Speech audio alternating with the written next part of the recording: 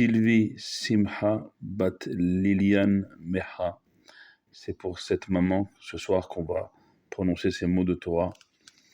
La maman d'un ami, d'un frère, elle s'appelle Sylvie Simha Bat Lilian Meha. La maman d'un ami dont ce soir et demain c'est sa askara. Comment donner de la force à un fils qui a perdu sa maman. Eh bien, ce soir, je suis allé, comme tous les mardis soirs, chez le Rav Ben Zion à Choma, à Yerushalayim. On a étudié le Nefesh HaChaim du Rav Chaim de Volodjin. Et encore une fois, on ne peut pas s'imaginer ce qu'on est en train de faire actuellement, surtout l'Eidou Nishmat pour l'élévation de l'âme de cette maman, la force d'un mot de Torah. On ne peut pas s'imaginer combien un mot de Torah, combien plusieurs mots de Torah, chaque mot en plus de Torah à chaque seconde, à chaque instant, combien ça amène de la lumière dans ce monde et combien on en a besoin, surtout en ce moment. On a encore eu, il n'y a même pas une heure à Jérusalem, 2 salves de missiles et un peu partout en Israël, encore aujourd'hui. Et donc on a besoin de lumière et on a besoin de force pour cette maman dont ce soir c'est la Haskara. Et les mots de Torah sont l'unique et la plus grande force et la plus forte lumière du Ham Israël, du peuple d'Israël. Et c'est pour ça que la meilleure chose qu'on puisse faire pour cette maman ce soir et pour tout notre peuple, c'est de dire des mots de Torah. Comme ça dit Rabbi Chaim de Volodjin dans son livre le Nefesh HaChaim, qu'on a étudié comme chaque mardi soir chez le Rav Ben Zion Shalita. Dieu lui accorde longue vie, une bonne santé, une réfoua chez les mains. Et donc pour cette maman, pour la maman de mon frère, Yona, à qui je pense très fort ce soir, pour sa maman, et pour tout le Ham Israël, qui vit des heures, des moments difficiles, des journées, des semaines maintenant difficiles, ici en Israël. Je sais combien, en dehors d'Israël, vous êtes nombreux à nous soutenir, à prier pour nous, comme je le dis en fin de chaque cours, priez pour nous comme on prie pour vous, parce que plus que jamais ensemble, on sera toujours plus fort. Ce soir en Israël, sachez qu'il y a eu 2 morts à Ramat Gan. 2 morts à Ramat Gan ce soir en Israël, des missiles de nos ennemis, des missiles iraniens. 2 morts ce soir. Et comment dire, quand j'évoque cette actualité, quand je parle de cette maman dont son fils et dont sa fille, ses enfants sont orphelins, à chaque année, c'est dur de devoir faire l'ascara de sa maman, comme mon frère a fait dignement le Kaddish pour sa maman depuis le début de cette semaine et ce soir et demain. Et on est tous avec lui, on est tous avec la famille de ces 2 victimes à Ramat Gan ce soir et on est tous ensemble. On est tous ensemble. Le message de la Torah, c'est Kol Israël Arevim Zebazé, que chaque juif, il est garant, il est ensemble avec un autre juif. Et on est dans une semaine, on est à la veille, demain soir, de Rosh Chodesh Nissan, où la Gemara, le Talmud, nous enseigne et proclame qu'en Nissan on a été délivré, qu'en Nissan on sera délivré. Et que aujourd'hui même, cet après-midi, on a fait le dernier mincha avec les dernières supplications, les derniers tachanounim, puisque demain, le mincha de demain, à quelques heures de Rosh Chodesh, on ne fera pas tachanounim dans le mincha de demain, et ce pour une durée d'1 mois, tout le mois de Nissan, on ne fera pas les tachanounim. Donc aujourd'hui, à mincha, aujourd'hui c'était le dernier mincha avec tachanounim. Le symbole, il est très fort. Les tachanounim, les supplications dans les prières du matin et l'après-midi, ça parle de nos fautes. Eh bien, le message qu'Akadosh Baruch Hu nous envoie à travers aujourd'hui le dernier mincha avant un mois de Nissan sans tachanounim, sans faute.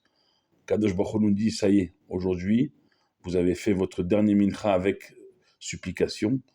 À partir de ce soir, à partir de demain, plus encore demain soir et après-demain, jour de Rosh Chodesh Nissan, le temps de vos supplications est terminé pour au moins un mois et plus avec la Géoula, avec la délivrance. Le temps de vos supplications est terminé, le temps de votre délivrance va rentrer. Et combien on attend cette délivrance et combien on doit l'attendre. Une des questions, la Gemara nous l'enseigne, qui nous est posée, si Dieu veut, le plus tard possible, c'est Tzipita Lishua. Est-ce que tu as espéré, est-ce que tu as attendu la délivrance? Il faut l'attendre.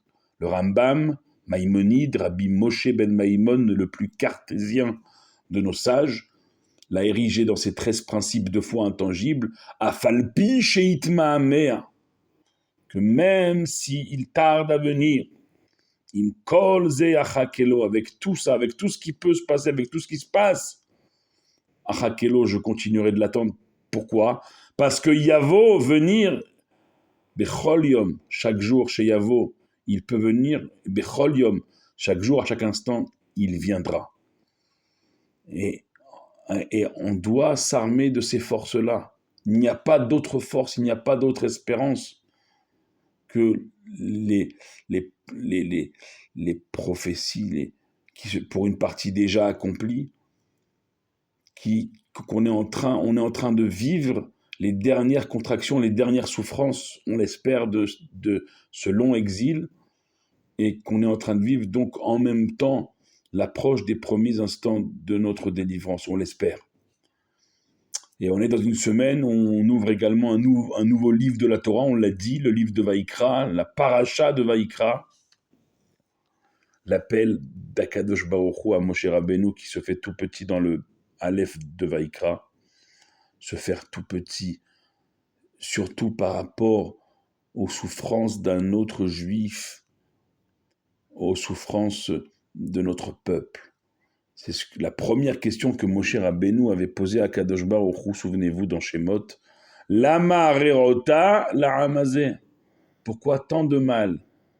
Pourquoi ce peuple subit tant de mal? Pourquoi ce peuple souffre-t-il autant?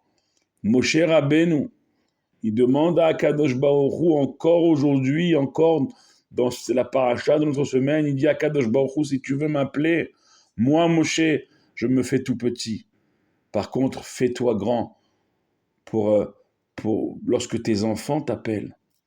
Et c'est ce qu'on doit faire. On doit prier, on doit crier dans notre prière. Pas crier au sens propre, vous m'avez compris, mais ça doit être un cri du cœur. Les Pirkei Avot nous disent, c'est quoi la prière avant tout? C'est Avoda Shebalev. C'est d'abord et avant tout, ça doit être un travail du cœur. Le cœur doit plus que jamais s'exprimer dans nos prières. En ce moment, on ne peut pas s'imaginer, la Gemara de Megillah, elle dit que comment Mordechai il a réussi à vaincre Aman à l'époque, c'était en récitant les Kétoret tous les jours dans la prière. Il y a mille et une choses. Il y a le fait de dire aussi Ashrei 3 fois par jour, le schéma avant de dormir. Il y a mille et une choses à faire. Sans se transformer, parce qu'on le sait qu'en une journée, en un jour, on ne peut pas devenir Moshe Rabbeinu. Mais des choses à rajouter, eh bien oui, on peut les rajouter, on doit les rajouter, mes chers amis.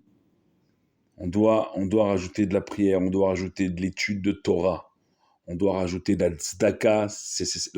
La tzedaka, elle brise la rigueur de ce monde. On doit donner les derniers coups de rein, les derniers efforts pour déjà protéger notre peuple dans ces derniers instants douloureux de l'exil et rapprocher au maximum la délivrance pour tout le monde. Pour tout le monde, pour chaque juif, pour chaque juive, que Yona, mon frère, il puisse revoir sa maman, Sylvie Simcha Bat Lilian Mecha, lors de la résurrection des morts, lorsque les morts ils vont se relever à la venue de Mashiach, qu'il puisse revoir sa maman très vite, très bientôt, debout devant lui, vivante, pour ne plus jamais la quitter. Amen, Kenny Ratson, et que les deux morts à Ramat Gan ce soir, ils se relèvent très vite. Ils se relèvent très vite, et que tous nos morts, tous nos chers disparus, tout se relève très vite avec Mashiach, très très vite.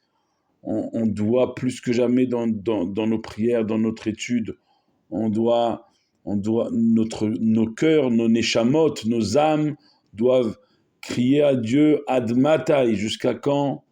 Et c'est le cri que le rabbi, il a dit de dire. Le rabbi dit, on est Mashiach Bapetach, on est à la porte de Mashiach. Ça fait plus d'un demi-siècle, mais qu'est-ce qui manque? De crier Admatai, de crier à Dieu jusqu'à quand?